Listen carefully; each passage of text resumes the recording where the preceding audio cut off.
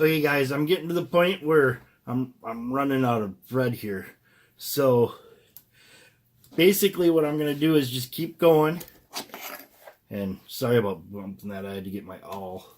And one of the things I didn't say before is when you go like this and you pull your thread and this needle pulls back, you know you've stuck that needle into the thread, which you don't want to happen. Then all you have to do is pull that needle back out and then make sure you pull this thread down and push that needle back in and just recheck it. Now I know I don't have that needle punctured through this, so I can just go fine and make my little stitch. The other thing about a sewing pony is once you get to the end, you want to just readjust it. So you go like this. So then you always want to be working right over the top of the sewing pony here, because this is what's going to make it so you can do it. Because if I try to do it here, it wiggles too much, pulling that thread back and forth. So I'm not going to be able to get it tight. So here, I can just lock it up. And now I don't have the wiggle like I do there. So then I just continue doing my same process.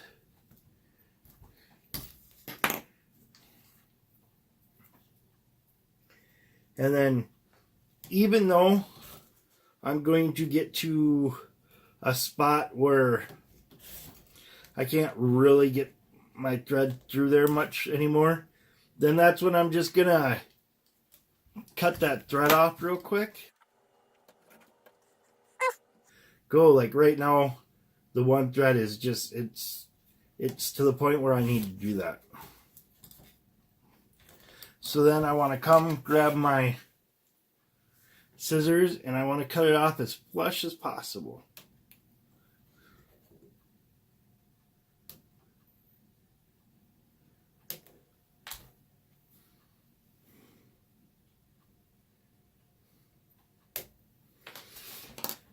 Now I know you're going to be like, well, Tommy, that doesn't back stitch and that doesn't lock those stitches in.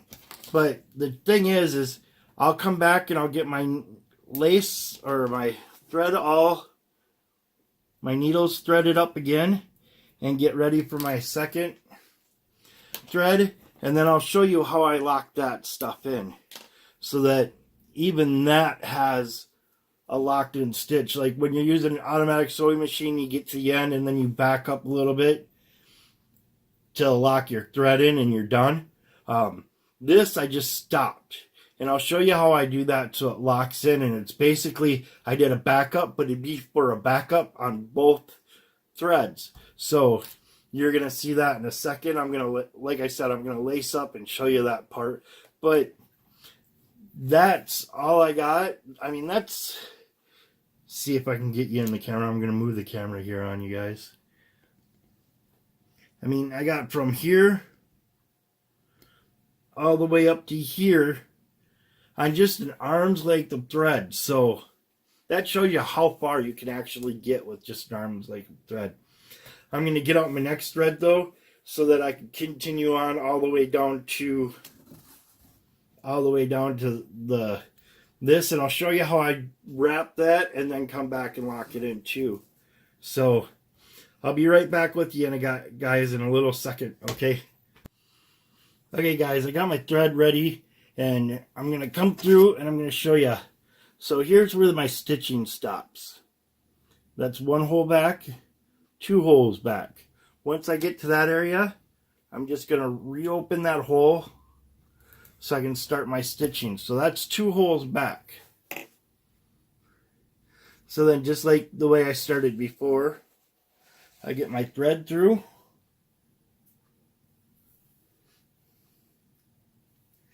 And then I even it out. And since I'm two back, that's working that way is going to lock them both into each other. So I can just come through now, open up the next hole, and I continue just like I normally would.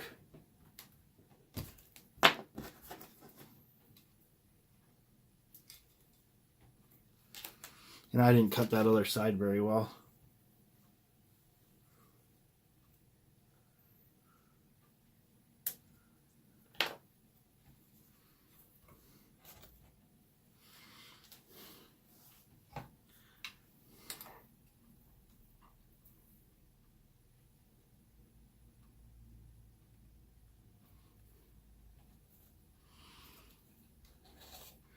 So that one comes through. I make sure I grab that needle by the back. I'm trying to do it kind of loose so you guys can see. And then this needle goes through. I check to make sure I don't have it pierced, my thread. And then I take this one and wrap it over the top. Now I got a lot there, and when I get it where there's a lot there, come through and I can just grab it with the pliers now. Pull that through. The same thing, this side, left hand goes up, right hand goes down, and I pull that in to lock it in like that. Once that's locked in, I can come up here.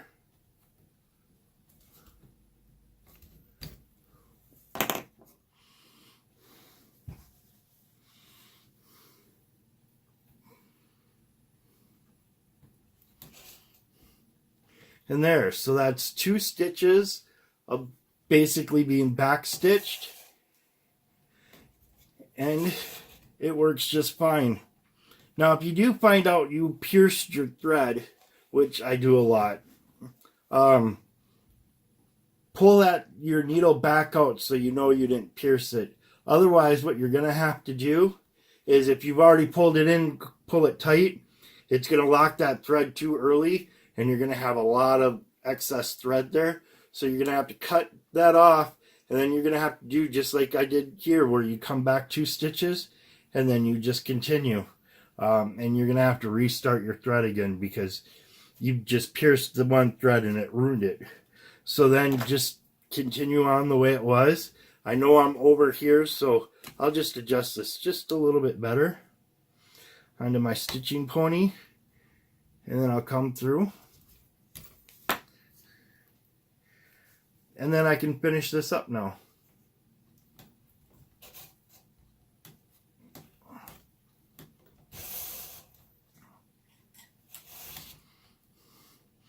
And then once that's done, and now because I overlapped it, the thread's a little thicker there. But when I go to flatten it all out, that spot will disappear. And that's actually pretty cool that it does that. Whoops, bumped the tripod. Sorry, guys.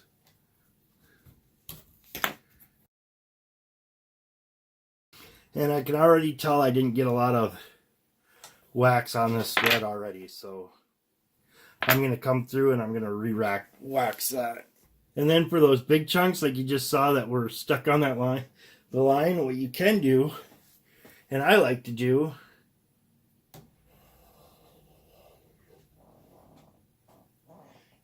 is I don't know the actual melting temp of wax, but when you see it, you can just grab it and pull it, and the friction will just melt it right into the thread and it disappears. So I'm going to come through and I'm going to just finish this up now. Now I have enough thread, I'm going to make it all the way to the end to do that loop. So I'll just do a couple more of these real quick on camera. Then I'm going to turn it off until I get to the very end, and I'll show you how I do that loop part. Okay, I'm to the last few stitches here that I need to do. So I'm just going to show you how I do that with the tack in there and everything like that. So we're going to come through, and I'm going to do the first couple of stitches. I've actually got, this is 1, 2, 3, and then my brass tack.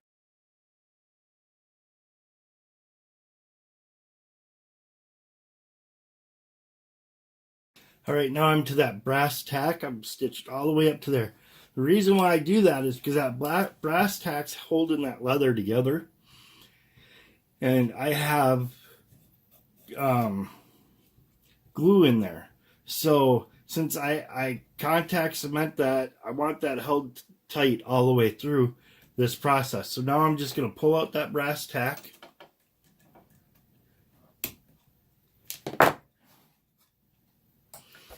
I'm going to do my stitching all quick. So everything's held together right there, right? Because of that stitch and because of the contact cement. So then once I finish this stitch, I'm going to do it just the way I do every other stitch. And then I'm going to make one change here's my change. I'm going to go back through that same hole. So I'm at the very last one where the brass stitch was in. I'm going to take my needle, loop it across the top, and go through.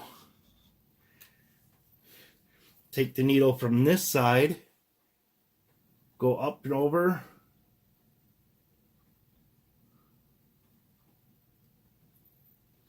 and go through. And that's going to form my loop. And then what I want to do is I want to pull them pretty much taut so that they're right next to each other.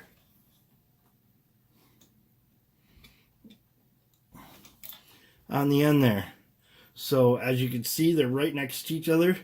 I have a little bit of wax buildup. I can fix that though. And there, that's done. You now really get it close. I'm going to move you guys. So there you can see the, let it focus. You can see the stitch across the top. Now to lock that in, I'm going to go 2 stitches back. So I'm going to move you guys again. So then just do this 2 stitches going backwards. And this is basically a saddle stitch again. And I'm going to do one more so that locks that in pretty good. Alright, I'm going to pull. And done. So I'm going to cut that up and I'll just be all done with that. So that ends my stitching. I have no more stitching to do on this. So I'll get back to you guys when I go to burnish this edge. And then when I go and I actually put the moisturize this and then seal it with my Resolene. And then it'll be all done. Just let it dry and the customer can have it then after that. So I'm going to let that dry for a few days. I've been letting the antique stain dry for a few days too. Because what I want is I don't want to come through and do a moisturizing on the leather and then all of a sudden it pulls all that antique out. It takes a while for the antique to dry. So I want to let that dry as long as I can for a few days. And now that I've got the stitching done, that's dried for a few days, I can go on to that process. So I'll see you in a little bit for when I do the burnishing of the edges. Thanks, guys.